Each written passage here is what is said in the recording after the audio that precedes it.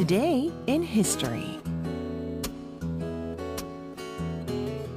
The first day of August. Oh, yeah, I forgot. I didn't even notice, right. Yeah, well, happy August, Steve. Exactly. Happy August to you and happy August to our listeners. You know, I totally did not realize. Yesterday we talked about it. Wow, it's the last day of July, right? Right. Totally forgot it was August 1st today. My goodness. Okay, well, we are going to talk about 3 events today, and we're going to do that in just a moment. But first, here is my quiz question. One of the most famous whales in the field of literature is, number 1, Olaf, or number 2, Moby Dick. The question one more time. One of the most famous whales in the field of literature is number 1, Olaf, or number 2, Moby Dick. If you know the answer, you can put it on our Bondi board or text in #1045 on your cell phone for 51. You could win an Usan. Okay, let's go and check out what interesting events happened on this day in the past.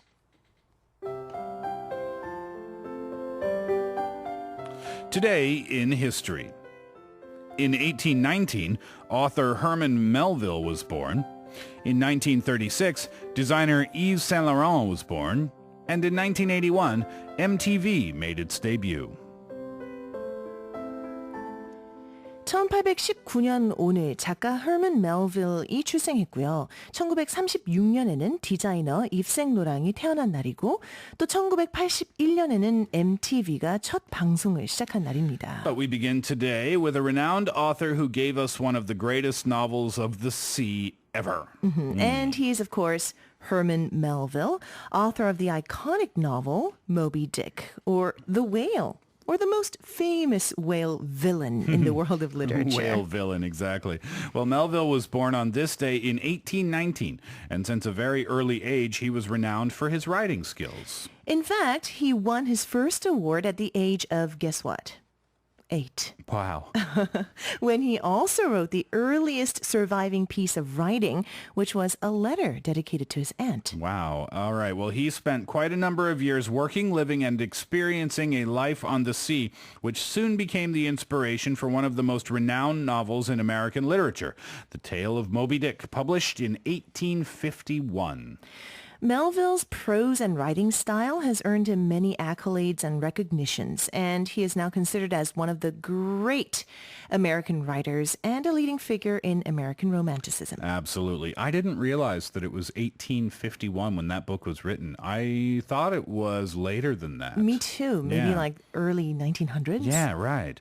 Fascinating. All right, so let's talk fashion now. And it was on this day when a pioneer and influential figure in the field was born. None other than the French designer Yves Saint Laurent, who achieved many milestones in the industry, including the introduction of the tuxedo for women and the globalization, so to speak, of the catwalk. The catwalk, the runway for fashion models.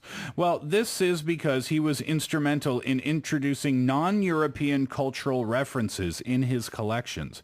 He also set the standard when he started using non-white models. But it was in the 1960s and 70s when he rose to prominence in the world of high fashion.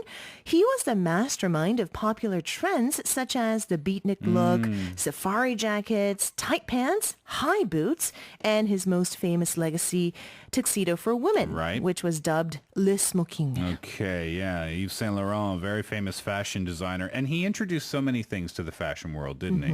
All right, so now let's switch from fashion to music, more specifically music television, otherwise known as MTV. Right.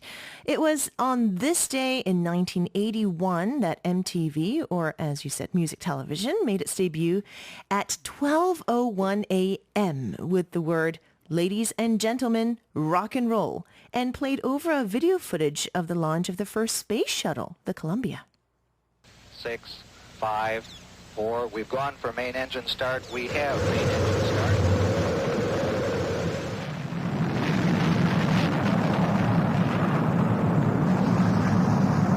Ladies and gentlemen, rock and roll.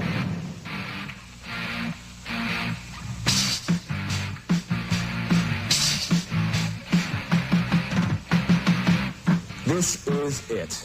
Welcome to MTV Music Television, the world's first 24-hour stereo video music channel. Just moments ago, all of the VJs and the crew here at MTV collectively hit our executive producer, Sue Steinberg, over the head with a bottle of champagne, and behold, a new concept is born.